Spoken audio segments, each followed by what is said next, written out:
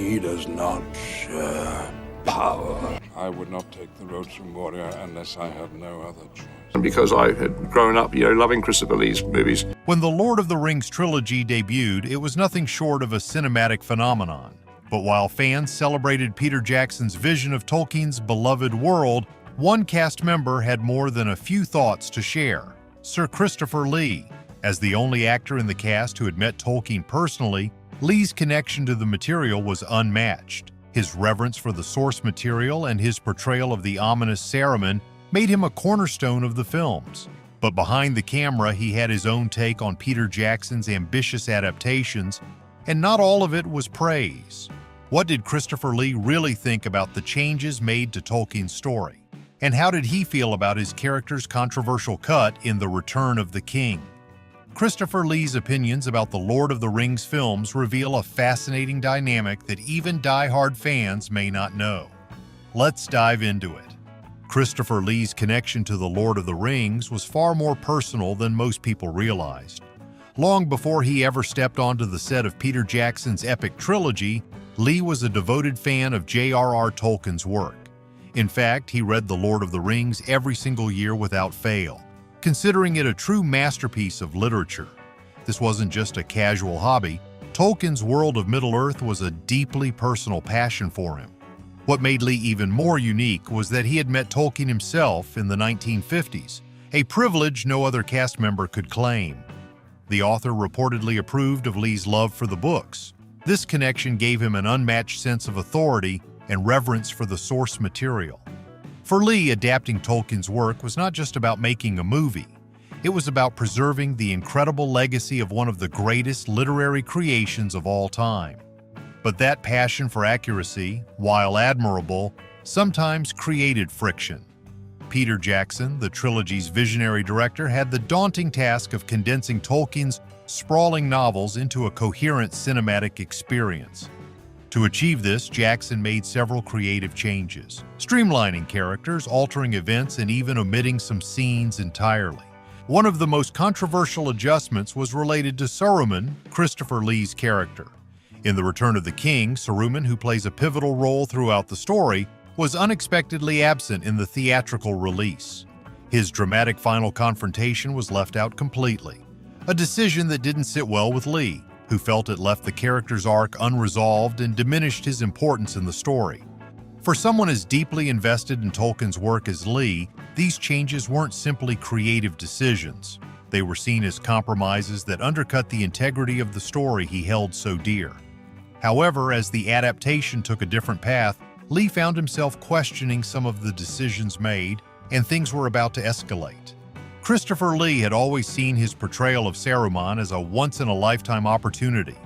For him, it wasn't just acting. It was stepping into a role that honored Tolkien's intricate vision. With his deep connection to the source material, Lee brought an unmatched intensity and gravitas to the character. But his dedication also meant he had little patience for deviations from the original text. Peter Jackson, however, had a different agenda. Knowing the challenges of translating such a massive, detail-rich series into film, he prioritized pacing and accessibility over sticking strictly to the books. Saruman's storyline became one of the most significant casualties of this approach. Lee was particularly disappointed by the decision not to feature Saruman's ultimate demise. A dramatic encounter in the Shire, where Saruman meets his downfall in the books, was replaced by a new scene. In the extended edition of The Two Towers, Jackson presented an alternate confrontation where Saruman is defeated at Isengard. Yet even this version didn't sit well with Lee. He believed that Saruman's arc deserved its rightful place, resolved as Tolkien had intended. As Lee reportedly stated, it felt like the character had been written off, and that wasn't how Tolkien would have ended it. Furthermore, it wasn't just Saruman's fate that troubled Lee, it was the tone of the character itself. While Jackson saw Saruman as a power-hungry servant of Sauron, Lee viewed him as a tragic figure, an incredibly wise wizard whose downfall came from monumental hubris. Lee's portrayal aimed to reflect Saruman's layered complexity, but changes to dialogue and key scenes stripped away the subtlety he aimed to convey. These creative differences became a quiet but persistent tension on set. Lee respected Jackson's directorial vision, but his unwavering loyalty to Tolkien's storytelling made these compromises feel like betrayals, not just to Saruman's character, but to the very fabric of the narrative. It was a clash of perspectives. Jackson, the artist molding The Lord of the Rings for a new medium, and Lee, the seasoned actor intent on safeguarding what he believed Tolkien himself would have wanted. And yet, the most significant disagreement was still to come. When Saruman was cut entirely from the theatrical release of The Return of the King, Christopher Lee's frustration turned into public protest. Christopher Lee's passion for Tolkien's world of Middle-earth was unparalleled, and it was a privilege he took very seriously. As the only cast member who had ever met J.R.R. Tolkien in person, a serendipitous meeting that took place in an Oxford pub in the 50s, Lee often spoke of how that encounter gave him an unspoken responsibility to honor the author's vision. Tolkien, by Lee's recollection, had even expressed satisfaction upon hearing that Lee admired his books. For Lee, this wasn't just coincidence, it was a commissioning. This deep connection manifested itself noticeably on set, where Lee's dedication to authenticity went above and beyond what anyone expected. He would famously step in to correct cast members or crew on details that he believed would break from Tolkien's lore or from the specific tone of Middle-earth. One of the most notable examples came during scenes where Elvish, Old English, or other linguistic elements were used. Lee was something of a linguistic scholar himself and would insist on proper pronunciation down to the smallest details, even instructing how specific sounds should be shaped to stay true to Tolkien's vision.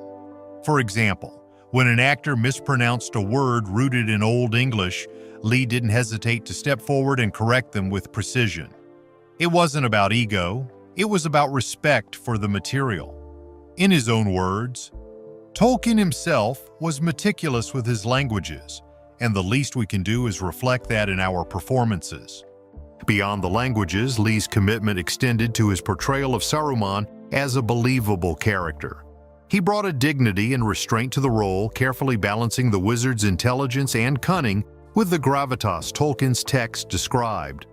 On one occasion, a crew member suggested a more dramatic flourish for Saruman during an intense scene in Isengard, a suggestion Lee immediately dismissed, responding, "Saruman doesn't leap around or shout, he commands the room with his presence." Yet this commitment also made him increasingly sensitive to moments where Jackson's creative liberties deviated from what he saw as the real Middle-earth. For Lee, any deviation was not just a creative adjustment, it bordered on sacrilege. This fixation on staying true to Tolkien wasn't something everyone on set shared, but for Lee, it was non-negotiable. His colleagues admired his dedication, though some joked about his perfectionism. Ian McKellen, who played Gandalf, once remarked with a chuckle that Christopher Lee didn't just act as Saruman, he really became Saruman, even though the rest of us thought we were just playing roles. For Lee, it was never just a job or performance. It was a lifelong dedication to Tolkien's vision. And while it brought out the best in his portrayal of Saruman, this same passion fueled his disappointment with the compromises made in Jackson's adaptation.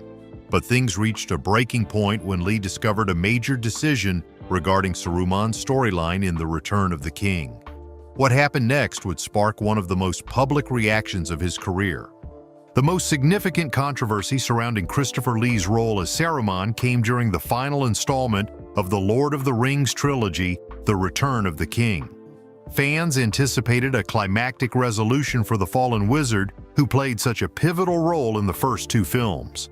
But when the theatrical release of the trilogy's conclusion hit theaters, Saruman was nowhere to be seen. His final confrontation and death were cut entirely, without warning. Peter Jackson had filmed a tense scene in which Saruman confronts Gandalf and the Fellowship at the Tower of Orthanc, only to meet his end at the hands of his servant, Grima Wormtongue. This confrontation was meant to tie up Saruman's storyline, showing his ultimate downfall after his betrayal and lust for power. In Tolkien's book, Saruman's story ends with his tragic demise in the Shire during the Scouring of the Shire chapter, excluded entirely from the films. Lee had hoped the alternate Orthanc sequence would give the character closure consistent with Tolkien's intentions.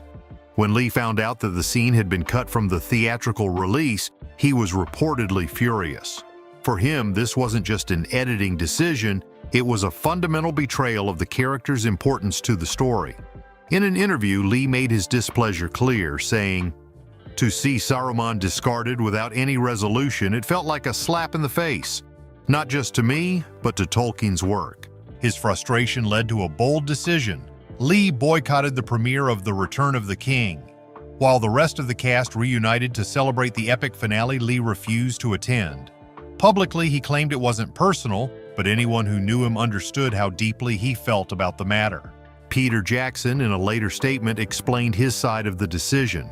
He said it wasn't easy to cut Saruman scenes, but argued that the theatrical release needed to maintain momentum. The film was already pushing nearly 4 hours, and the production team believed that opening with another dialogue-heavy scene at Orthanc would detract from the urgency and action of the movie's beginning. Jackson added, "It was a painful cut for everyone, but we had to make choices to keep the focus on the story's conclusion." However, the cut highlighted a stark contrast in priorities. For Jackson, the films were a modern adaptation, an interpretation where some sacrifices were necessary for cinematic pacing. For Lee, it was serving Tolkien's text first and foremost. This fundamental difference in philosophy shaped their creative disagreement and underscored Lee's growing frustration. With the extended editions released later, fans were finally able to see Saruman's final scene restored. Lee expressed some satisfaction with this inclusion, but the sting of being omitted from the theatrical version lingered. In interviews, even years later, he referred to the decision with a subtle but unmistakable disappointment. Was Christopher Lee justified in his frustration, or are sacrifices like these necessary to bring such an ambitious project to life? Let us know what you think in the comments below. Despite the tension that arose from Saruman's theatrical omission, Christopher Lee and Peter Jackson's working relationship never descended into outright hostility. Both were professionals who shared a deep passion for the craft, and in time, their collaboration would find common ground once more. The release of the extended editions of The Lord of the Rings became a turning point in this reconciliation. These versions restored many scenes that had been left on the cutting room floor, including Saruman's dramatic confrontation and death at Orthanc. For Lee, the inclusion of this moment in the extended edition of The Return of the King validated the importance of Saruman's arc and provided the closure that he and many fans had felt was missing. Lee publicly praised the extended editions, even offering high compliments to Peter Jackson for crafting such an expansive vision of Tolkien's world. In interviews following their release, Lee softened his stance, acknowledging that the films were an immense logistical and creative undertaking. He praised Jackson's ability to bring Tolkien's world to life in a way no one had done before, saying, "What Peter accomplished will stand the test of time. It is a masterpiece."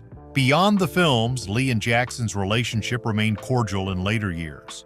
Lee returned to work with Jackson in the Hobbit trilogy, reprising his role as Saruman during his earlier uncorrupted days. This collaboration was a testament to the mutual respect they still held for one another despite past differences. Jackson, for his part, spoke highly of Lee, calling him an icon and a legend in the industry.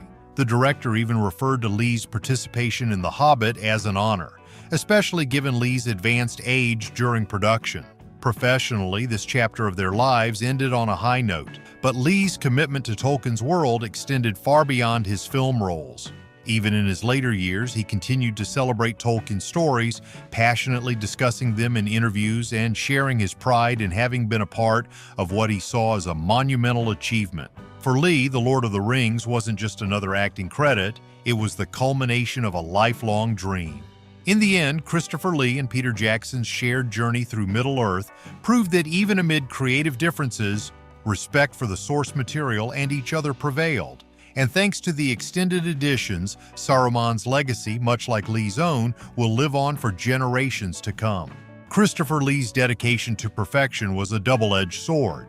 It was this obsessive attention to detail and unrelenting commitment to Tolkien's vision that allowed him to bring Saruman to life so compellingly. But that same passion also became the source of his creative clashes with Peter Jackson, a tension born from two vastly different approaches to storytelling.